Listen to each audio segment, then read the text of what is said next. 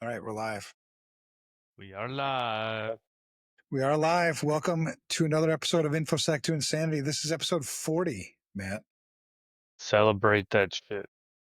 Celebrate that shit. Today we're talking 40. about leading with vulnerability.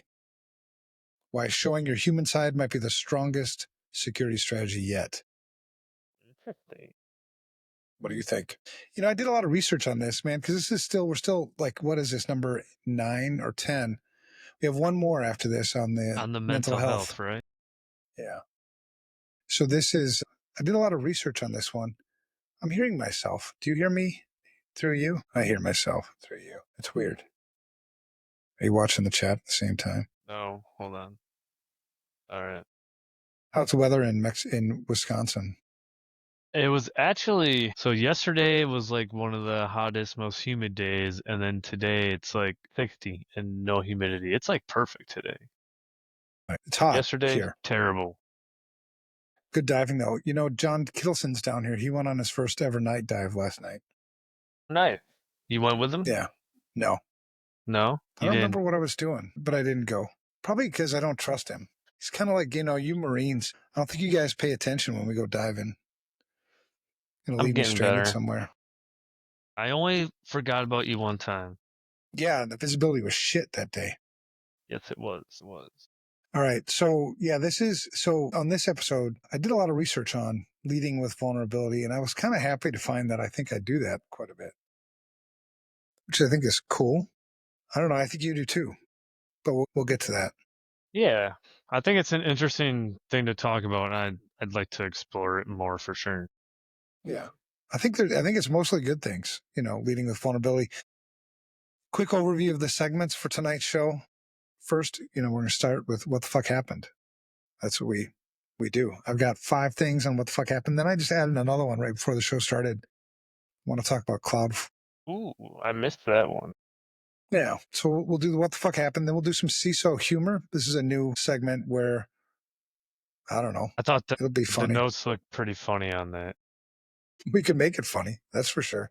Then we'll do our main topic. Our main topic again is leading with vulnerability. Then we'll do some broken industry bullshit and wrap this thing up. How's it sound? Sounds awesome. All right, let's roll into what the fuck happened this week. First, Qantas. Some of these we mentioned a little bit maybe last week, but Qantas mega breach, 5.7 million people affected. It's a lot. The next series I'm writing is the series on accountability. Yes, I'm pumped I for know. that. Yeah, we're going to have a good time. I think it'll be 5 blog posts on that one. So we'll have a good time talking about that stuff. But anyway, here the Australian airline revealed a massive breach from late June affecting 5.7 million accounts after attackers hijacked a call center vendor platform. So a third party.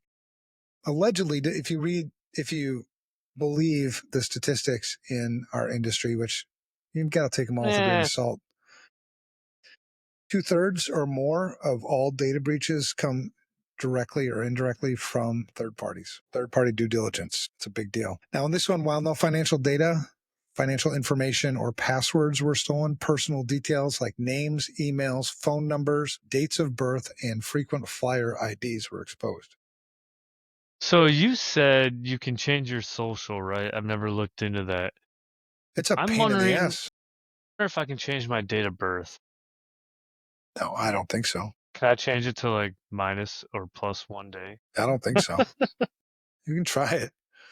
Yeah, I mean, but you hit on a really interesting point, though. When data is lost or stolen, you can't get it back.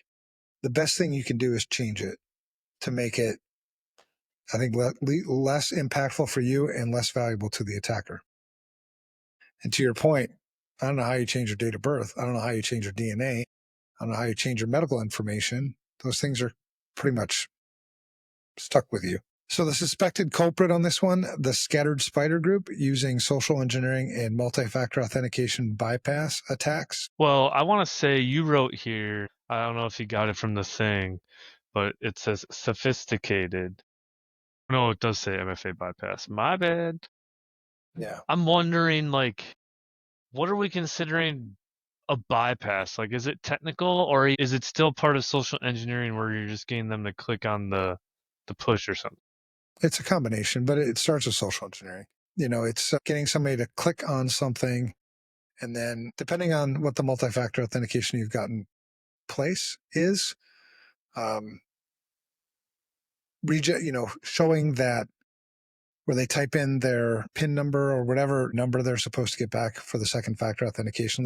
Let's say it's a text, then the attacker will collect that, log in for you because you're typing it into their site, right? And so they're logging in for you, and then just display like an error message or something to the legitimate user, like, yeah, sorry, service unavailable right now, whatever, right? So they won't suspect anything different. Meanwhile, the attacker logged in for you because they took your second factor and entered it into the real site while you know, that would be one way to bypass MFA. There's a couple dozen ways I think we can do it. So the what the fuck angle on this one, this isn't headline news yet, but salvageable or not, that's 5.7 million people.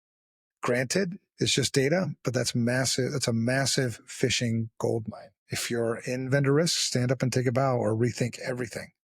Couple comedic punchlines to go with this one. Matt, you want to read the first one? Oh, sorry, I was looking. Where do you want You me weren't even to? looking. No, I was Forget it. trying to find something else that I wanted to bring up, and I didn't want to forget it. So, what did you want me It's to almost read? like you and I were having a conversation, but you're not. Do you do this in meetings too? Generally not. Just with I your don't think just so. just just with your buddies. Just with my good friends, yes. Okay, there you go. All right. Well, one comedic punchline is 5.7 million travelers just learned that frequent flyer points might be the least valuable thing in their account. Their identity was included for free. Second punchline, when your call center vendor gets popped, remember that's just outsourcing risk, not reducing it. Yes. Or transferring. It's not transferring either. Transferring insurance, something like that. All right, number two, McDonald's. We talked a little bit about this last week, but there's a little more information. McDonald's AI hiring bot builder, it was breached. The password was 123456. Researchers accessed McDonald's third-party AI recruiting app called McHire/Olivia using the default 123456 password, then found 64 million records. Oh my God. Yeah, the data included names, emails, phone numbers. Thankfully, no financial information, but still a massive haul, again, used for phishing attacks. These are great harvests for people to do spear phishing, It leads up to something bigger, right? for That's, sure. this isn't the end goal. Right. And the what the fuck angle on this one? This is behavioral economics meets security cliche, an AI driven platform hacked by humans making lazy security decisions. Great headline. A robot got hosed because no one changed its starter password. I mean, this is why the relationship with developers is so important, but in my experience, they never want to partner because they have business pressure. Right. It reminds me when they first came out with DevSecOps, right? This buzzword thing, Hmm. DevSecOps, like development, working with security, working with operations. And when they came out with it, I was like, what is that? And somebody explained it to me. I'm like, you mean you fuckers weren't doing this already? Right. Why do we need to put a different name on it? Right. I mean, why the hell would you ever develop any commercially viable software without working with security, without working with operations? So I was surprised that there were so many people that weren't, that we had to come up with DevSecOps as a thing. And that still doesn't solve it. It's still terrible. It is. It is. All right. So I'll do one this time. I'm paying attention now. all right. Give us a comedic punchline for this one, Matt. Robots were supposed to steal jobs, not personal data. Right on. And whoever set the admin password to 123456 deserves an honorary degree in dumbsec. Can we like shift left dumbsec or left of boom dumbsec, whatever they're This calling is it left. This nowadays? is left to right, dead center dumbsec. All right. Number three, China linked hackers buy Taiwan's semiconductor crown. A trio of China linked APT groups ramped up attacks on Taiwan's chip makers, TSMC, MediaTek, UMC, etc., via spear phishing and spoofed uni email campaigns. These Intel harvest operations coincide with escalating chip export restrictions, clear signs of geopolitical saber rattling. Are we surprised? Nope. And it's, I mean, we give like hackers so much credit. I mean, hackers do deserve credit, but in a lot of these attacks, it starts with the human element. It starts with phishing.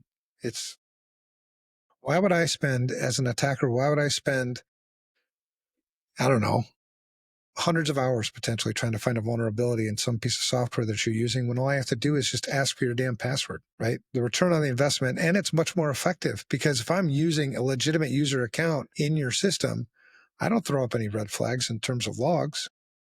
Mm-hmm. It's just normal. It's just normal. It's like I feel like I don't know. You probably have same thing, but like I feel like I'm aging in the industry, and it's just like the more and more shit we're selling, the more and more the new wave doesn't want to think about things the right way. They just want to play with the things and do the things and hack. And it's like, okay, technology has a part, but like, let's clean Active Directory. Let's clean Azure. Like, that's the, if that shit's, that's the foundation, man. Come on. It's the It basic shit, always right? comes back to this. Always. But who gives a shit about, you know, your cool LED lights and your awesome windows and window coverings and cool doors and door Dashboards. locks and all this shit when your house has a shitty foundation? I mean, it all comes crashing down. It's just logic, right? It's just reason. It's not like, you know, you're making some shit up. But the what the fuck angle, this is economic and cyber warfare converging. It's not about IDs or personally identifiable information. It's about global tech dominance. Chips equal power. So I was thinking about this, and right, we're on the winning team. I feel like Not the this winning helped. team. We're on the good Well, team. We well, ain't winning. we're on the good team. We're on the losing team. This is like the Packers of like the early 90s. Oh, like okay. But I feel like if others are trying to create chips and create innovation, like that's good for everything overall. So like, why are we like trying to cyber crush each other because we want the money? Like, it's just confusing to me. Well, China, I mean, China traditionally hasn't innovated a goddamn thing. They steal it. They steal it. Absolutely. That's the way they get what they get. And it's a lot. I mean, I guess it's a lot more efficient to just improve somebody else's stuff than it is to develop it yourself. You know, it's certainly less expensive, right? If you spend less money developing shit and you just go around stealing it, then you have more money, I guess, to do other things, maybe produce more chips, maybe produce more military weapons, you know, whatever.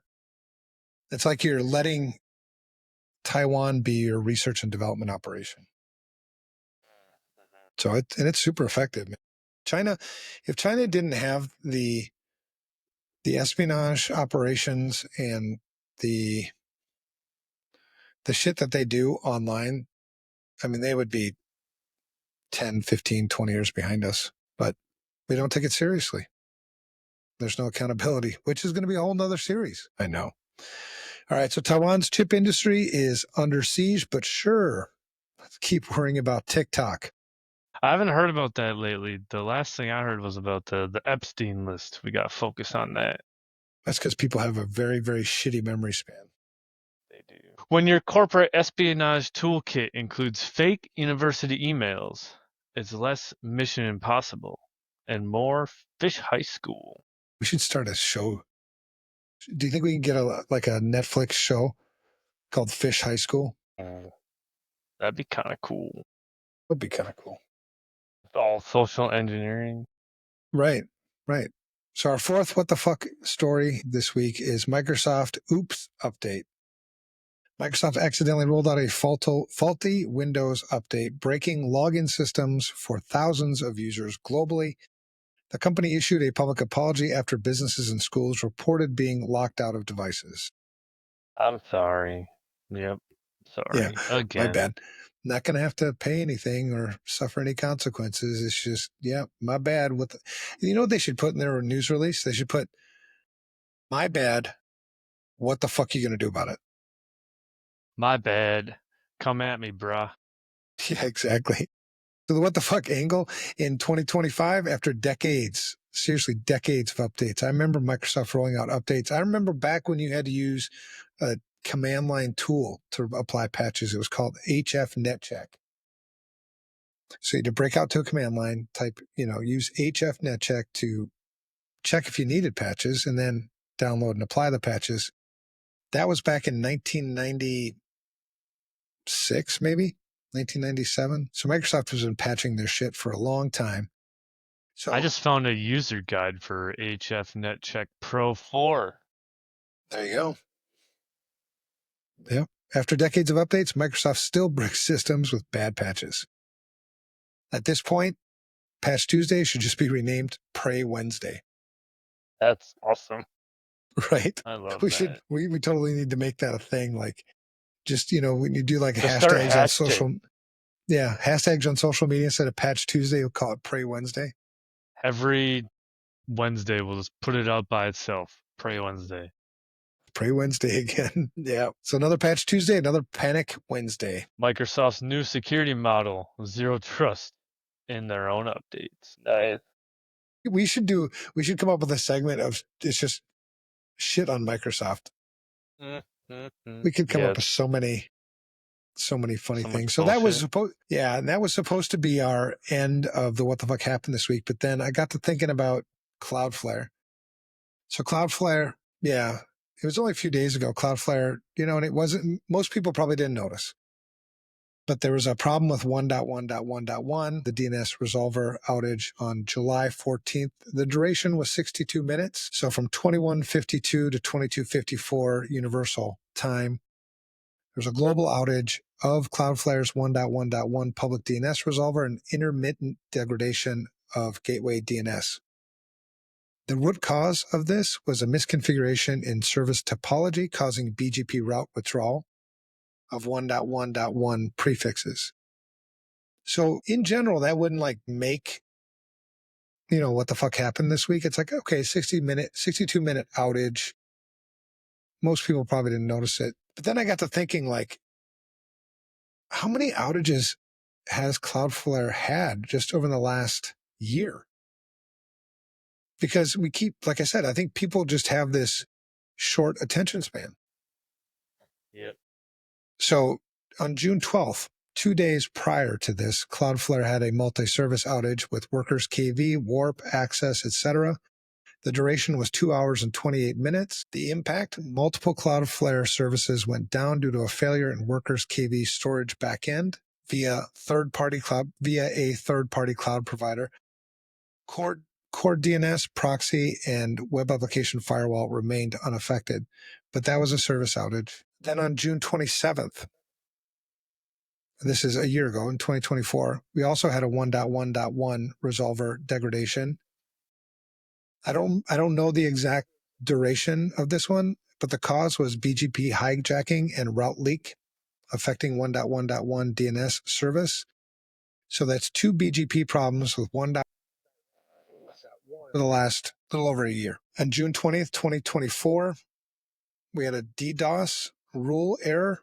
Impact increased errors and latency due to misconfigured DDoS rule. So that was another misconfiguration issue. In November 28th, 2024, the Instable data center performance issue. That was 24 minutes. Localized network performance degradation in Instable. That's also been resolved. So just off of 5 minutes of research, I came up with 5 Cloudflare outages in the last year. Yeah, to your point, like I don't think most people would notice, but what I've seen is a lot of these IoT things hard code Cloudflare for their DNS. So who knows? We have no idea what all gets broken. It's an outage, but we have no fucking clue. Exactly. And we have You to could take their be word for it because breaking we don't have any visibility into their shit either. You could be breaking someone's security monitoring system for their house. You could be breaking their smart refrigerator. I mean, who knows? Exactly. Yeah. Key takeaways their main problems in the last 12 months, anyway, have been BGP misconfigurations and withdrawals, and third-party dependencies. So they do use external cloud providers to maintain their services. So you always think of Cloudflare like being the shit. Like they don't need any third parties. They got their own infrastructure. They build their own shit. That's not true. Everybody's got third parties. Everyone's piggybacking off each other. Yeah. It's So a Cloudflare, closed loop. shout out to Cloudflare and Microsoft, two big players in our industry that everybody's dependent on and everybody trusts the damn cloud. Yet, here we are. And it's not going to get better. It's going to get worse. That's my prediction. All right. So So I that's, got one go last ahead. thing. You got one too? So it's going to make it 6, Matt. Well, so this isn't an incident. This is a peculiar development, I think. It's All a right. what the fuck happened, but curious, it's not super new, but I just heard about it. So Denmark is trying to thwart deepfakes by giving everyone copyright to their own features. It seems like they're trying to be forward thinking. They understand technology has outpaced legislation and they want to protect people and I guess their likeness and features and stuff. Now, how they plan to enforce that or, change what's already out there, no idea. But to me, it's exciting that we're starting to think this way, at least. Yeah, go for it, Denmark. I'm behind them on that. Go get it. Go get it. All right. That's the what the fuck happened this week because in cybersecurity, the hits don't stop, but sometimes your login does. All right. Let's move on to some humor. Segment 2, CISO humor, the compliance clown and CISO therapy hour. So welcome to the CISO therapy hour where burnout's real, budgets are fake, and the compliance auditor always knocks twice. The first little comedic bit we got, you might be a CISO if. So I've got 3, and I think as we continue to do this, Matt, you'll come up with some yourself. Game? You game? I'm down. Yeah. You just All gotta right. let me know which ones you want to do. No, I'll do You, these, but then when no, I mean like the bits and the segments. Like we've done a whole bunch of really cool but segments, no, and we're doing this shit now. This is it. We're stepping in we're concrete in right it. now. Yep. Okay, I love it. All right. So you might be a CISO if your idea of a wellness day is finally finishing that vulnerability backlog. You might be a CISO if you automate patching but still manually explain why security matters to the board every single quarter. You might be a CISO if you get more phishing emails than actual work emails, and honestly, the phishing ones are better written. I like C. Can I say that if you are doing A and B, you're probably doing your job wrong, or I think you're doing your job wrong. I think lots of CISOs do their job wrong, but I'm kind of opinionated on those things, I right? I You mean, when have you look at, influence. we talked about it last week, right? When you look at a study or a poll like that, where, who's ultimately responsible for information security and that many people get it wrong, It's a the fuck. sign. And who do you expect to get those things right? The leaders in our industry. You expect the CISOs to stand up and say, no, I'm not the one ultimately responsible for information security. But I think lots of CISOs either don't know the answer or they're not really good leaders. They don't stand up. If they don't stand up, who the fuck is going to? Nobody, Right. because But everyone's just getting paid. it's a pretty cush, $300,000 a year job, with stock options. So I don't want to rock the boat. I don't want to do it the right way. Anyway, this is supposed to be funny, and we just got unfunny right there. But we derailed. All right, let's get back on it with the real All right, CISO quote. here's a real CISO quote. This is anonymous, of course. The quote is, if my risk register got any bigger, it'd need its own incident response plan. That's a quote. That's sad. Yeah. All right, here's a joke. Auditors asked me how we measure the effectiveness of our zero trust framework. I said by the number of eye rolls in my team meetings.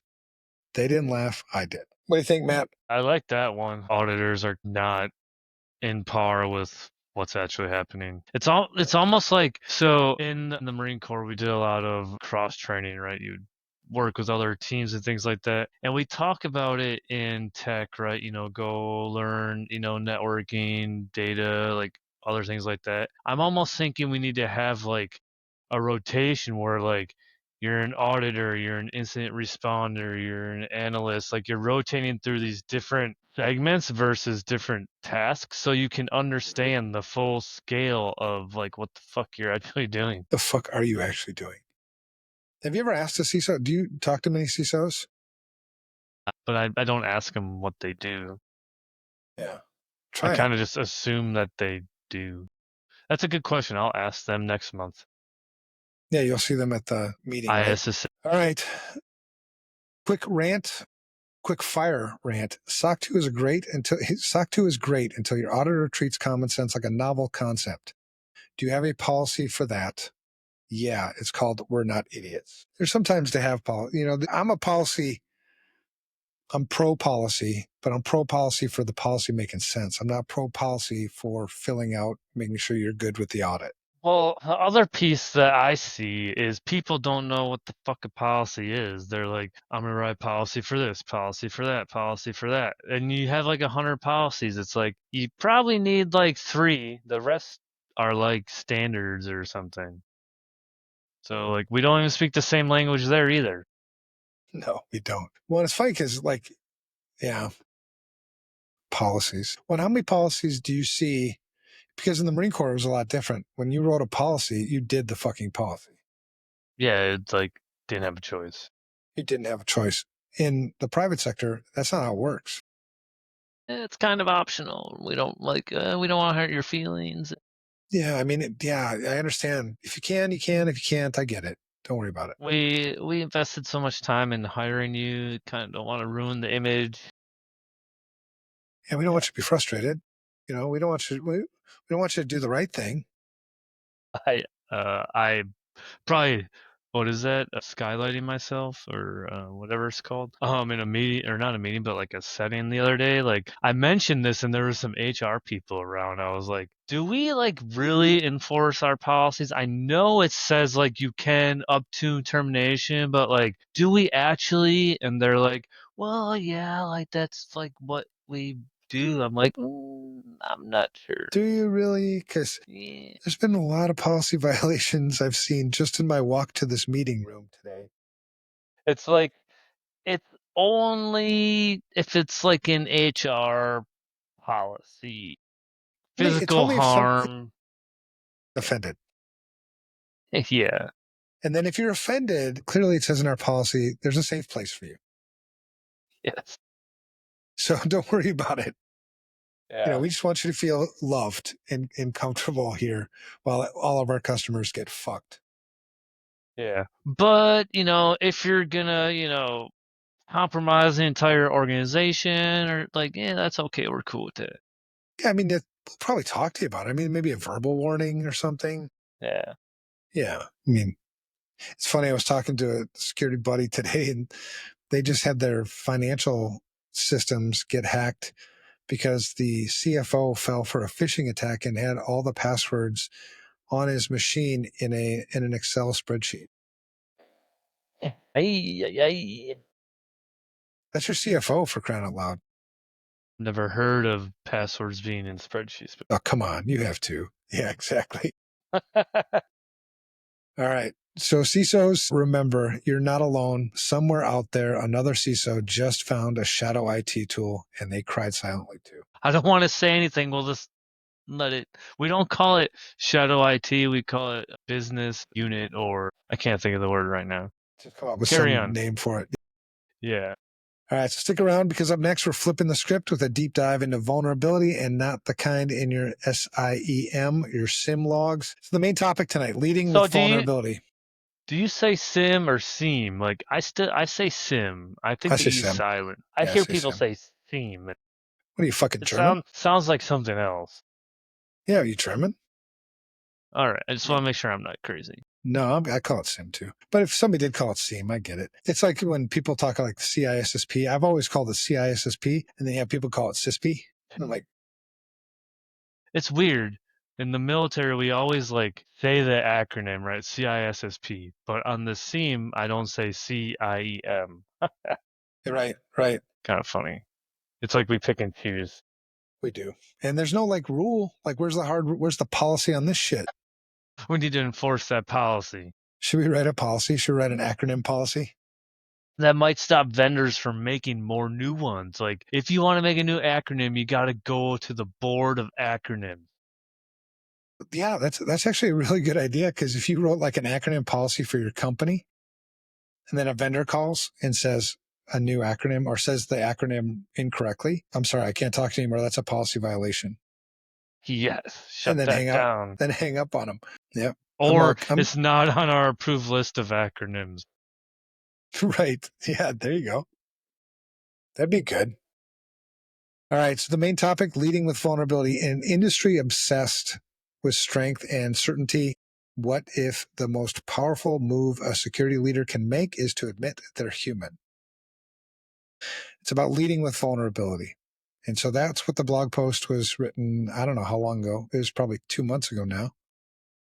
This blog post on leading with vulnerability and how it's good for your mental health and it's good for the mental health of your team. So why this matters? I mean, culture, right? It's about culture. It's about leading from this vulnerable position, sharing personal stories, all these things. It builds trust, it builds loyalty, it encourages innovation, it enhances team resilience, it reduces workplace stress, it attracts and retains talent. All really important things for any leader. And so, what does it mean to lead with vulnerability? When I say something like that, Matt, what do you think about when I say lead with vulnerability? So I was thinking about this earlier. I think initially what came to my mind was caring about the people and being like empathetic, but then I was like, fuck that, I'm a Marine. And now like hearing this, it's like it's about me being open and then that portrays down to them that they can be open and that creates real connection. Yeah, yeah, I think But so. so now my question, okay, being vulnerable, what do you think is what do you think is the or maybe is there a best way like do you do this in a one-on-one setting like with your leaders or are you like doing this in like your entire staff meeting? Like if you oh we made a mistake picking this, you tell it to your direct report or the whole team? I think it depends. I mean, I don't think there's any one way. I think what's important in leading with vulnerabilities is just being honest, just being real, being transparent. Admitting things like I'll give you 5 tips, because I did some research, leading into this one. How leaders can lead with vulnerability. Number one is share personal stories and challenges. So when you share your personal stories, it makes it relevant. People can relate to it. Because then people will talk to you. So you share your experiences, you share your struggles. For example, admitting to past mistakes or uncertainties about a decision can create relatability.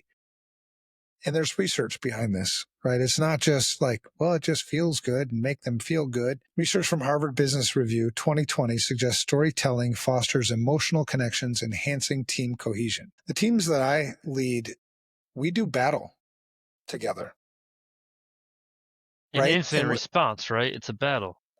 incident response or anything strategic, right? Our mission is to fix a broken industry. So we need to work together on this shit, like understanding that our approach needs to be, very similar. But I mean, every time you kind of walk out the door, it's kind of enemy territory, right? And so having that cohesion, having us working together, having us understand each other.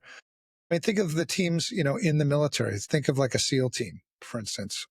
They know each other intimately. They know their habits. They know what to, their little quirks because you have to. Right? Like I know that Johnny always steps a little bit, to the right on this movement or something, right? So you compensate for that shit, but you have this cohesion. And the only way you get that cohesion, I think, is just to be open and honest. This is how I operate. This is what I do. This is what I'm really fucking good at. This is what I really suck at. This is where I've made mistakes. So, hey guys, let's try not to make the same fucking mistakes I just made. But all that comes from being vulnerable because the world will tell you that vulnerability is a weakness because that's the definition of the word. Vulnerability is a weakness. But the truth is, leading with vulnerability, I think, is an incredible strength. I have fantastic teams. And I think I owe most of that to not because I'm such a great leader or I'm inspiring or any other bullshit. I think it's because I'm vulnerable. I'm just me. My teammates and the people on my teams feel comfortable being themselves, sharing their perspectives, speaking up if something's fucked up. And the only way they would feel that is like, I mean, how many teams have you been on in the past where somebody doesn't say something because they're afraid of what's going to come back? It happens too often. Yeah, which is bullshit. It's either they think it's gonna come back or they've been there so long and they're beat down and they don't think they're gonna get hurt. And what kind of ways is that to lead, right? As a leader, I want to know my blind spots. I want to know what the fuck is wrong so we can fix it, right? How many, like the worst thing, my biggest fear is something going wrong and I never saw it coming. Somebody else did, but I didn't because somebody didn't feel comfortable telling me. And sometimes people get intimidated just by titles. I had one Yeah. time where I had a bunch of people, my leadership team and others here, and one of them came up to me and said, "Hey, so and so, we had conversations, whatever," and they were drunk, right? I wasn't, but and they were like, "He doesn't feel comfortable telling you," and I'm like, "Why the fuck wouldn't he feel comfortable telling me? I mean, this is me. This is how I roll." And we sort of came to the conclusion it's because I was the CEO. So I'm like, give me another fucking title then. Call me the whisperer. Call me, yeah, give me C. If I have to have a C level, give me a CFU, chief fuck up. I mean, if that makes you feel more comfortable telling me shit, then let's go with that. So sharing personal stories and challenges, admitting limitations and seeking input, acknowledging when we don't have all the answers, and inviting team input encourages collaboration.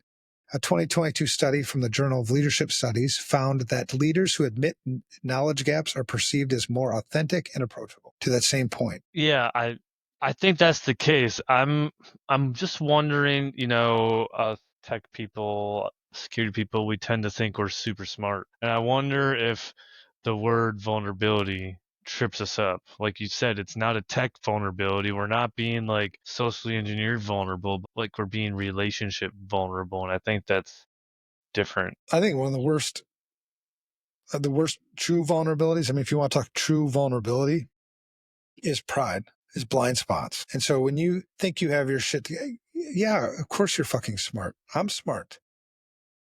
Me having weaknesses, me identifying where I'm good and where I'm not good actually makes me smarter because you walking through life thinking that, okay, I don't have these things or I don't have vulnerabilities or I can't share these vulnerabilities because it'll make my team think I'm less than what I am. I mean, whatever bullshit you're going through on that, that's actually a really, really big weakness, in my opinion. All right. Express empathy and emotional awareness. This is another way you can lead with vulnerability, showing genuine care for team members' feelings, not in some pussy way, not like, you know, whatever, but we all have feelings. For example, addressing burnout openly. It's a thing. Are we going to be ignorant and say it's not a thing?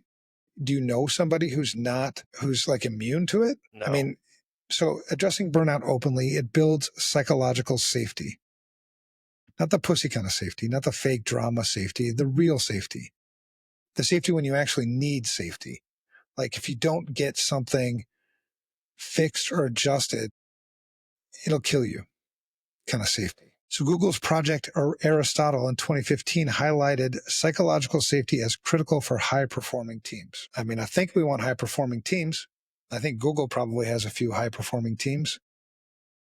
And if all it takes is for me to express empathy and emotional awareness, sign me up.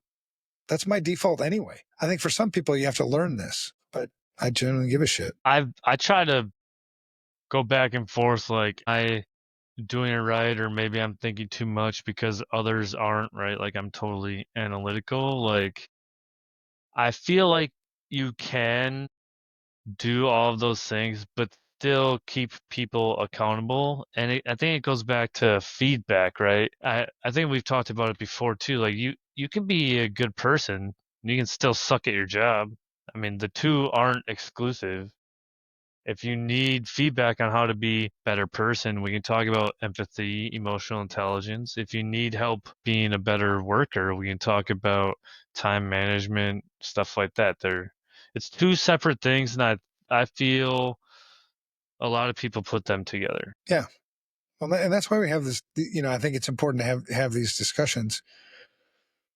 Because I think we have a lot of misconceptions on the way people lead, on what's the right way to lead, to create the most effective, high performance team. That doesn't mean the team doesn't make mistakes. It means the team that makes the mistakes.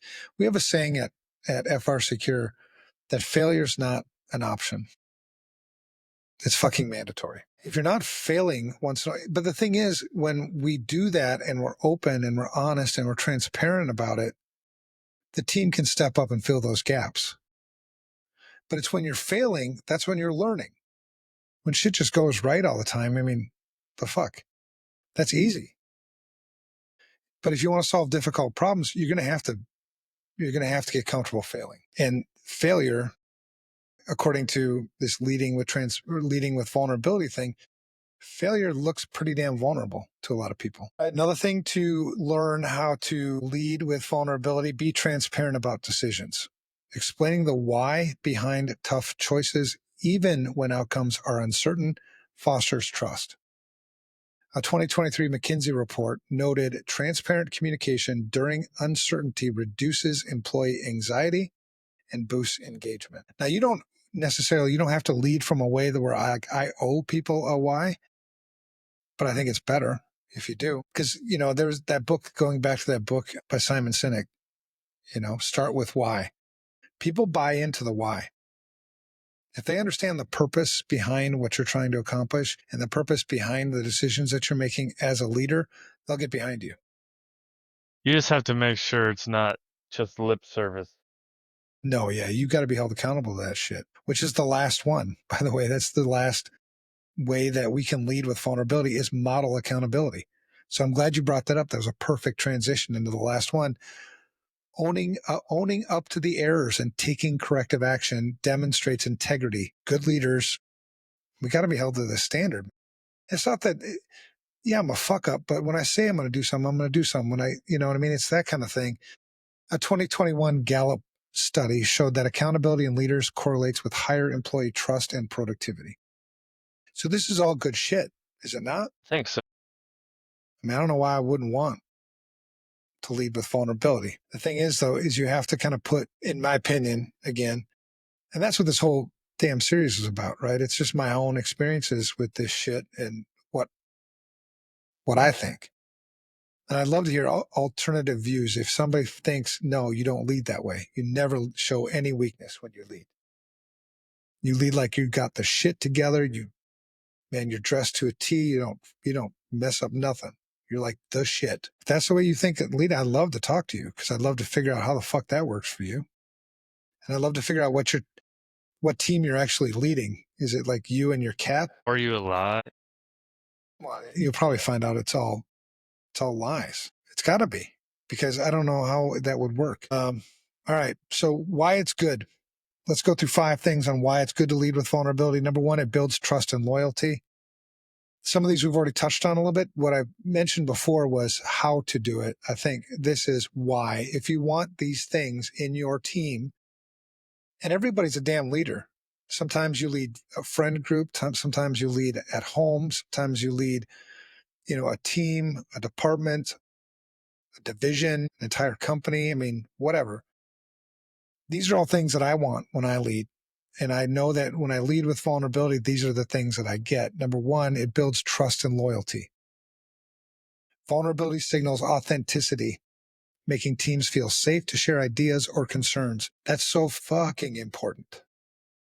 The team, the executive management team that I have the honor of leading today is really, really, really damn good at what they do. So they need to feel safe sharing ideas or concerns. They need to feel safe with, I'll give you an example. There was a time semi recently, I'm not going to tell you exactly when, but when it was obvious that we weren't going to hit our quarterly, we weren't going to hit our annual goals in terms of revenue for the business. And what often happens when you don't have the trust and the loyalty and people are afraid to share things with you is you find out at the end of the year. You find out like December that we're not going to make it. That's the wrong way.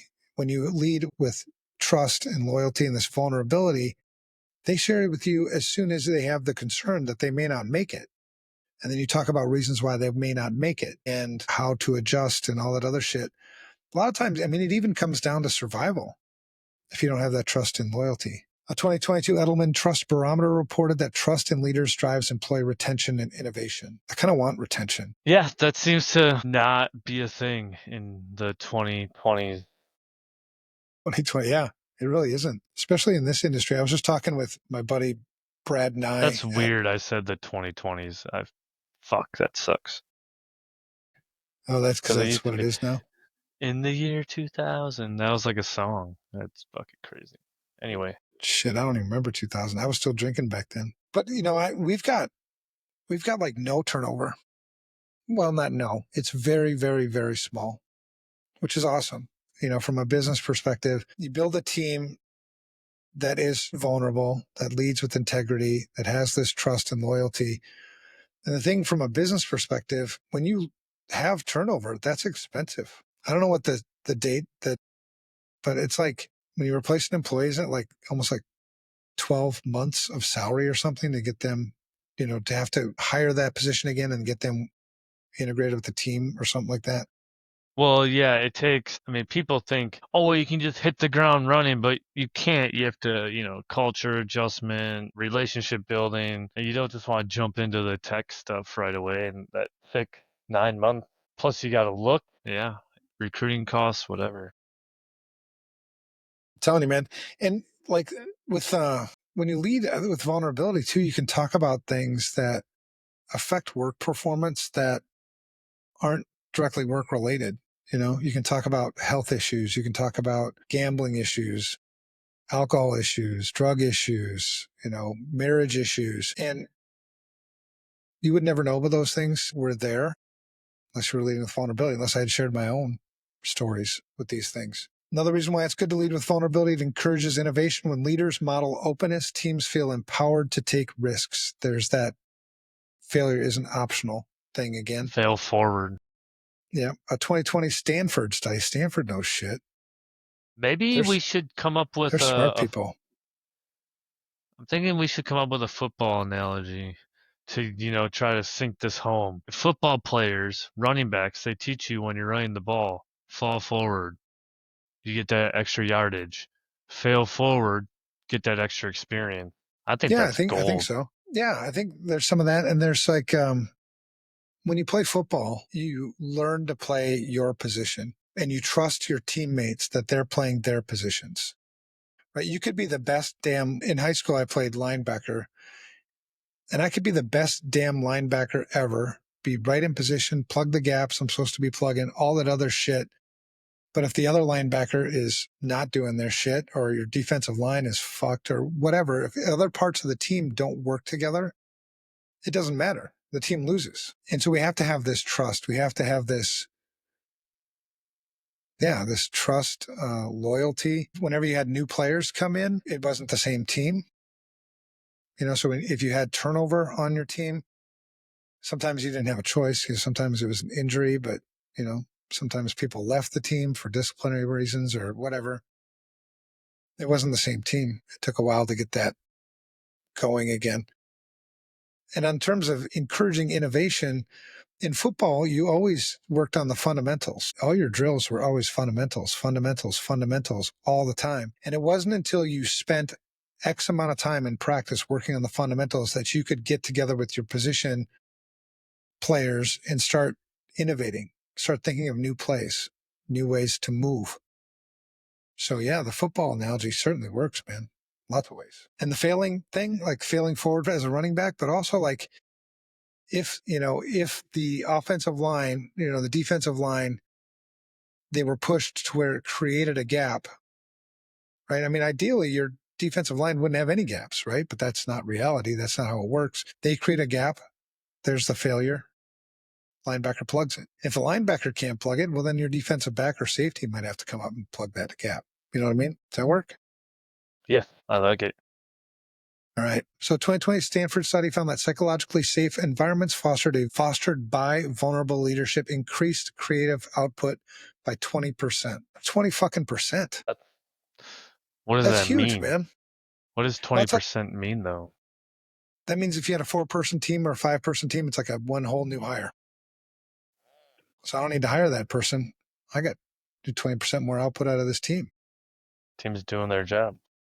Yeah, fostered by that leading with vulnerability. Enhances team resilience, sharing challenges openly helps teams navigate uncertainty together. This is huge for us, because a lot of times we're doing things we have never seen before. We don't know how to handle it. Being open and honest. Like the last thing I want is, somebody in an instant investigation who's never seen something before to act like they've seen it before. You're going to fuck up everything. But if you feel comfortable with this vulnerability, like I've never seen this before, it creates the team piece. The team can now share this experience together.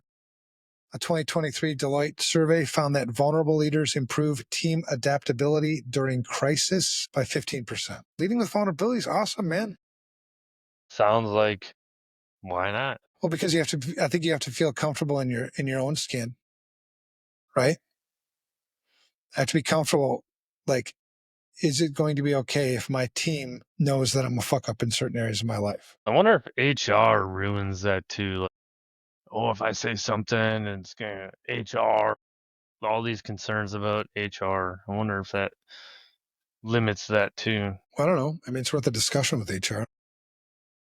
I mean, if you can use these types of studies to back why you do what you do, and then show me how this is bad for human resources, how it's bad for culture, how it's bad for the organization. Does executive management not want a 25% increase in productivity from my team? Does executive management not want 15% improvement in adaptability during an incident response? Well, hell yeah. Right. So, and it's not me who did these damn studies, right? It's Stanford, it's Deloitte who did these studies. So I think it's worth a conversation with HR. Why would this be any violation of the way we conduct business? I'm obviously not sharing things that are extremely, fringe, things like this is my preferred sexual position. I mean, there's got to be a line drawn in the sand, but maybe this is worth maybe a transparency or a vulnerability policy even. I don't know. I mean, if it becomes an HR issue where people are uncomfortable with it, I don't know. Personally, I wouldn't work. I mean, I'm older now and I get to be choosier in where I work, but I wouldn't work for a non-vulnerable leader. I want a leader who's situationally, emotionally aware, leads, as a genuine person, shares their vulnerabilities, shares their strengths, all with the focus of trying to lift the team up. Work reduces workplace stress. Have you ever been stressed at work? Never. Every day. Every day. Well, transparency about challenges normalizes imperfection, lowering employee stress. A 2021 APA study linked empathetic leadership to a 25% reduction in workplace anxiety. It's like we're all the same and we're all dealing with the same things, so let's just talk about it. Yes. And to summarize, it's like, stop the bullshit. Why are people buying into the bullshit? I mean, it's crazy. And when you like have real conversations about shit like this with people, they're like, yeah, I guess I kind of run out of justifications and reasons to not be just me. All right. And the last one, it attracts and retains talent. Younger workers, especially Gen Z, value authenticity. A 2024 LinkedIn report, that's this last year, noted 68% of Gen Z workers prefer leaders who are open about their struggles. And I can report on this too. I mean, FR Secure has no problems with retention and no problems attracting talent. There's a lot of people that come want to work at FR Secure, and we get fucking amazing people. And I think it starts with leading.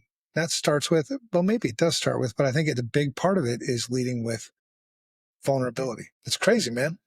I mean, and the thing is, it's not that fucking hard. Just be you. I mean, it's actually easier for me just to be me than to be some fucking version of me that I think you're going to like for some fucking reason. some corporate, thing. Right. Hmm. So there are some caveats. I think, you kind of hit on a little bit. Vulnerability, it has to be strategic, right? Oversharing, appearing incompetent in your vulnerability can certainly undermine your credibility. So as leaders, I think we need to balance our openness with confidence, ensuring that vulnerability aligns with the context and the audience. There's certain things that I'll share in a small group team setting that I would never share at a board meeting. There are things that I would share in a one-on-one conversation with a leader that I would not share with a team. And I don't have a hard set formula on how that shit works. One of my mentors, growing up through work stuff was he was always on my ass about understanding my audience. Like, you dress different for these people than you do for these people. You talk a little bit different. You know what I mean? So it's not like you're compromising your realness. You're just kind of buffering it a little bit, right? Because if you don't, you will look incompetent. You will undermine your credibility. So, for instance, sharing personal struggles in a high stakes board meeting, probably not going to go so well. But sharing my personal struggles with the president of FR Secure, who's my report, absolutely. It builds such a strong relationship that we have together where I feel like Oscar and I can talk about anything. He's like a brother to me. And there are times, and I'll speak on behalf of, we had John Harmon on here once, and John is also a leader, I think, that leads with vulnerability. Sometimes when you lead with vulnerability, he had to fire one of his direct reports who happened to be, his best friend. So you still have to make tough decisions. You still have to do tough things, but they're still friends. They're still best friends. So that's awesome shit. So by leading with vulnerabilities, leaders create environments where trust, innovation, and resilience thrive. If you don't like that shit in your team, then don't be vulnerable. Be the same shitty ass self you've been this whole time, and then wonder why nobody trusts me. Fuck, we just follow the same damn process every time. We've never fixed a damn thing since we got here. And I got turned over like a motherfucker. Except for Tommy. Tommy's been here for 35 years, and Tommy's just Been comfortable there being a longer than dip. you, and it's your Tommy's company. just Tommy's just comfortable being a dipshit. So if you want that kind of team, don't lead with vulnerability. If you want a team, I think, and it's not like this is the only thing it takes to run a fucking awesome team or be an awesome leader, but it can't be overlooked, man. You got to lead with vulnerability. What do you think, Matt? I agree. I mean, the metric, speak for themselves. We know what we think about metrics, but someone did some research and found, it's valuable, and you have success with it. So sounds legit to me. Yeah, I don't know. I don't know any other way to lead, but I think we've all seen leaders who never show any vulnerability. And we've probably seen leaders that overshare vulnerability. And maybe I fit more in that group than I do in the first. But my team loves me. I love my team. So probably not going to change too much. And there's never anything to hide. It's not like they find out later, like, oh, wait a second, you said this. That's not true. It's true as fuck. Another thing about being vulnerable that I just thought of that helps me as a leader is it helps keep me, when I share shit, and then, one of my teammates will be like, hey, you know, you said this thing. Why aren't you doing it? Sometimes I forget. Sometimes I lose my way. Sometimes leaders lose their way. They're not infallible. Sometimes I need members of my team to help get me back on the path. That's important. Pull you forward. Damn straight. Damn straight. So here's two myths really quick. One myth I hear a lot is admitting gaps equals losing respect. The truth is the opposite.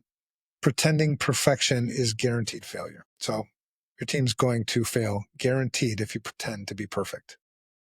Another myth, being vulnerable undermines authority. You see this, I think, sometimes in military situations, probably. Like, if I'm vulnerable, it's going to undermine my authority. Maybe that's true in a military environment where you have much more strict rules and where you actually follow the fucking policy that's been written. But in the private sector, the truth is it strengthens your credibility. So that's that, Matt. You got anything to add on leading with vulnerability? No, no, sir. I Oh, think. sir. Wow, I got a sir out of you? Yes, sir. Two sirs. Three. Amen. All right. So nothing to add. Would you consider yourself a vulnerable leader? I feel like I am. I don't know if others are, or others would say. I feel like I'm still growing. We all are, dude. We all are. That's one of those things too. Like when you feel it, it seems like that's always when I get hit the hardest. Like I make the biggest mistakes when I think I got it figured out. So Yeah. I try really hard to, and I also watch my team like, when they're like walking around like their shit doesn't stink. It's like, man, you're about ready to get hit by a 2x4. You got to check yourself. Yeah. Because it always hurts the worst when that shit happens. All right. So closing thought, in security, we're expected to protect everything. We, me, you, we are expected to protect everything, but sometimes leading means dropping the armor and letting people see the human behind the title. I like the dropping armor. That's because you like to take your pants off. Yeah, I Eh, mean, right? I mean, the right in the right context, I think. yeah, I mean, yeah. Eh. All right. So the last segment we have before we wrap this thing So up. hold up before we jump into Shit, this transition. I just found late breaking news to add to our what the fuck that I wanted to bring up. I dude, that just was like two found segments this. ago. But I like Yeah, how I you know. made it like breaking news. Yeah, We we should need to have a put a thing going thing. across the screen. Yeah, fuck yeah. What do you got? Breaking news. Salt Typhoon back at it again. So this is DHS report, Office of Intelligence, reporting from NBC News. He's like, how I'm building this up. Apparently, there was a breach at the Army National Guard network by Salt. So 8 months of network traffic Mm-hmm. across the National Guard network compromised. All right. Well, that's good. They got some Salt Typhoon is Chinese people, by the way. part of the 100-year plan, which I was looking at, apparently. They published some CVEs and some IP addresses in this report. You can probably just Google DHS Salt Typhoon. I think NBC put this up publicly. It's got the official document here. When was that published? Is that published today? Is that what makes it breaking? So when I found it on the Googles, it said it was published a couple hours ago. The timestamp on here says the 15th. So contributed to DocuCloud on the 15th. So I don't know. Either way, it's pretty new on the wire, On the wire. on the line. Yep. All right. Segment four, the last segment for tonight. If we can go, are we good, Matt? Yes, we're good. We're good. Yes, Breaking sir. news. All right. So coming up next, we fix the broken industry one nonsense dashboard at a time. Broken industry fix list. Welcome to the broken industry fix list, because security is not just broken, it's damn dysfunctional. Let's fix one piece at a time. This week's stop pretending risk is a dashboard metric. It's crazy how many people, when I ask them give me the definition of risk, and they're like, it's two things. It's pretty simple: likelihood and impact. Likelihood and impact of what? A threat compromising a vulnerability. So if you have a threat, if there's no threat and you have a vulnerability, there's no risk because there's no likelihood and impact. And same the other way around, right? If there's no vulnerability, bring all the threats you want. There's still no risk, right? Now, that's why it's always relative, right? Risk is always on a scale of something, and I had my own, when I was the CISO for MGI Pharma, which is one of the best jobs I ever had. My peers, CFO, C whatever, O's, whatever the rest of them were. The CFO in particular would always give me shit when we walked into our meetings. So, Evan, are we secure today? And then he'd laugh. I'm like, and it dawned on me, like, it bugged me every time. And then it dawned on me, like, you don't even know what the fuck you're asking. You don't even know what secure means. And so it led to like this obsession of what is secure? Secure is risk management. Well, then what is risk? likelihood of something bad happening, impact if it did. Break it all down, apply it to the environment. And then when you ask me, are we secure? It's got to be relative, right? It can't be yes or no. It's not a binary question. It's some degree of yes, some degree of no.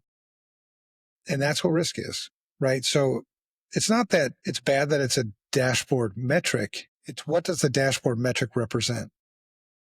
And I just wrote a blog post today, actually, on the difference between data and information. I like data. I I don't learned about fucking that in college.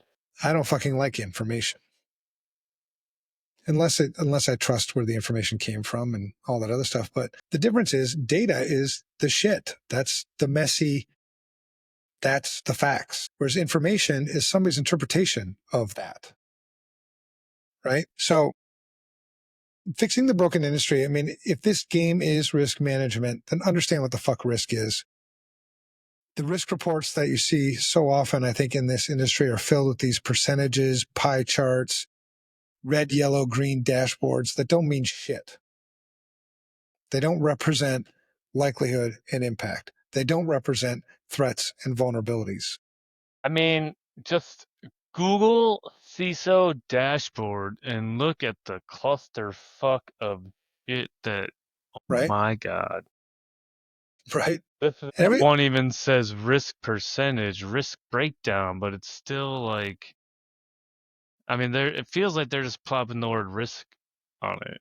right. I've even gotten into arguments before with people that say that because risk is always based on a negative outcome, right? It's the likelihood and impact of something bad happening. And so I've had people argue with me. Well, you can have positive risk. I'm like, what the fuck is positive risk? And the reason why this came about, it was actually the PMI, the Project Management Institute, came out with this. They were the first ones that I think I remember using this positive risk thing. I'm like, there's still no such thing as positive risk. And so somebody argued with me, well, because I have a financial background when I was a stockbroker and all that shit. And he's like, well, like when you take a risk on like a stock, you could make money. Then like that's not called risk, that's called reward. And what you're referring to is a risk reward ratio, right? The higher the risk, the higher the potential reward. That's the thing about a risk reward ratio, but they're two different things. There's no positive risk. Well, I mean, if I did this thing, something positive could happen. That's a positive thing. That's a reward. That's a benefit, whatever you want to call it. It ain't a risk. So anyway, people smile at metrics. People are impressed by metrics, then the next breach happens. They're like, well, what the fuck? Anyway, risk isn't a number unless you apply a number to it. This is another thing about, people that get all fucked up with this risk thing. Metrics. What's a metric? What makes a metric valid? What makes a metric invalid? Then really there's only three things. If you want to put a metric, you don't have to overthink it, but these three things always have to be true. Number one, the metric represents what it's supposed to, it represents the data, right? It represents what it's supposed to represent. And I always like to use the metric of distance, like an inch. That's because everybody can relate to an inch. So number one, it has to be relevant. Well, this is relevant, right, to distance. When I take that's relevant. Number two, it has to be consistent, consistently applied. An inch is an inch, no matter where the fuck you put the inch. It's still a goddamn inch. And number three, it has to be objective. There's no bias in it. An inch is an inch. When you look at it, that's an inch. And so then that's one thing with metrics in our industry is I think people get wrapped up around, they just create a metric and it doesn't match those three things. The second thing we do is when it does match those three things, we argue about whose metric is better. Because we all want the fame. We all want to be in control. Ego. Right. And so noticing that this was a problem a while back, that's why we created the S2 score, right? It fits those three criteria. And then you hear people like, well, I use this. That's awesome. There's nothing wrong with that. What would be helpful though, is if we're going to work together is how do I translate my number into your number and vice versa? And using that same distance analogy, an inch is 2.54 centimeters. So if you're using a metric and I'm using, imperial system, rather than us arguing about whose is better, use whatever the fuck you want, right? So tying all that back to risk, I think a lot of people don't think about that shit. They just use their clickety button things, and you know, we have to fix that shit. Tool. Yeah, here's a real world example. I once saw a company reporting a 17.3% reduction in cyber risk. The next month, they had a ransomware attack. I guess that 17% wasn't enough, or maybe that 17.3% reduction left that other part of the risk, right? Because again, it's not binary. Maybe they weren't focusing on the most important risk, or maybe risk is still risk, right? Like you said, it's Yeah. The fix, ditch the dashboard, ditch the dashboards as your primary risk communication tool unless it actually represents, and be able to support the data that's in the dashboard with true data, not information.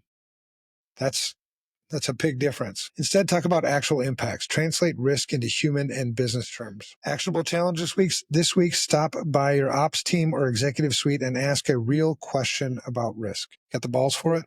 Do it. Ask them what their definition of risk is. Obviously, you don't want to do it. You want to do it in the right way. I don't know what your relationship is with executive management. I mean, it's kind of insubordinate to walk up and say, "Oh yeah, well, what's your definition of risk?" That's probably yeah, it's probably not the best way to ask. It's probably like, "Hey, I'm curious," just to align, our definition of risk on the security side of the house. How do you envision risk? What does risk mean to you? How do you define it so that we can make sure that we're in alignment with what you expect as you run this business? Right? That's probably a more legit way to ask it. I tried talking risk to my ops team. I did like a whole presentation and they're like, "All right, so like what do you want me to do?"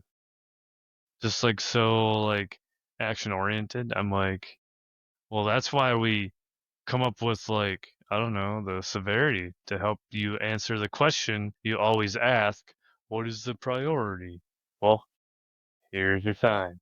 I mean, if they're asking, like, what do you want us to do? It's like, are you asking for like from a work perspective, or like, is this an opportunity for me to give you some fucking homework? Yeah. I'd like to give you some homework. What I want you to do is I want you to go home and think of 3 risks that you accepted today You didn't write down or communicate. that you just inherently dealt with them. Right? Your mind calculates. That's the thing that's a big challenge between risks that are, I think, abstract, like information security risk versus risks in daily life, right? You make a risk. I always use the analogy of, you're driving down the road, the stoplight changes from green to yellow. You You punch it or immediately, break it. yeah, you immediately do a risk calculation, and you're not immediately. Some people just suck at that too, but you think about road conditions. You think about how fast am I going? What's the distance from the intersection right now? You're looking for cross traffic. You're looking for cops being around you right now. You're playing all this shit out in your mind before you make that risk decision. It happens so quickly. And then you make the risk decision. Either you break or you go for it. It's like that, but a whole bunch of shit, and it's just abstract. Right. That's why I think for people that have been doing risk management and information security for a really long time, it is kind of second nature now. But for people that haven't done this before, it's all new. It's all foreign. I think it's just the way it works. All right, that's this week's Broken Industry Fix. Stay tuned. Next episode, we'll fix yet another thing nobody else wants to talk about. We might even get a sneak peek into a chapter of Evan's book. I think we will. I've been writing a lot lately. I kind of like writing. It's like therapy. Therapy. Like if you put the emphasis in the wrong place with therapy, it's the rapey. Therapy is what I call it. The rapist. Therapy. Yeah. All right, that wraps up this episode of Infosec to Insanity. Today, we learned that vendors still can't set passwords. Microsoft's updates break more than they fix. Leading with vulnerability might just save your leadership soul. Leadership soul. Your soul. If you laughed, cringed, or learned something today, do me a favor. Hit the subscribe button, leave a review, Ooh. share this episode with someone who needs to know their dashboards aren't risk management. Unless they don't suck. Maybe they're good risk. Maybe they're good dashboards. I don't know. Well, I'll tell you if it's anything about your firewall or phishing metrics, but it's probably not right. God, no. Please don't share that with the board anymore. That's a stupid shit. All right. And if you've got your own stories, seriously, if you've got your own stories of broken securities, CISO misery, or leadership wins, drop us a note. We do read them. What's the email address? Oh, infosec to wait. Info at shit. I'll get the email address next episode. I forgot what it is. You can put it on the channel We could do that, with but then the everybody's going to things. see it, and then that'd be totally transparent. We don't want to do that because that's bad, right? Oh God, Yeah, no. fuck. Just think what the people are going to think. They're gonna think we're all kinds of weak and stuff. People Can't have might that. actually find out that you don't know what the fuck you're talking about on the thing that you were telling everybody that you knew what you're talking about. Shit. Yeah. All right. Next week, we're turning the heat up again in episode 41. It's already live on the InfoSec to Insanity YouTube channel. Trust me, you don't want to miss it. Until then, stay human, stay paranoid. We'll see you in the trenches. Have a good evening. You got anything, Matt? That's it? You stay classy. Don't forget to hydrate. Who the fuck does that? Do people still do that? In the Marine Corps, we used to say hydrate or die. We had a whole ditty thing. You like open your canteen, you had to like say this ditty and slam 2 quarts of water and then two more. Shit. Sometimes we drank like 6 quarts of water and they didn't let you go to the bathroom. That was the thing. That's awesome. Anyway. All right, man. We'll check you.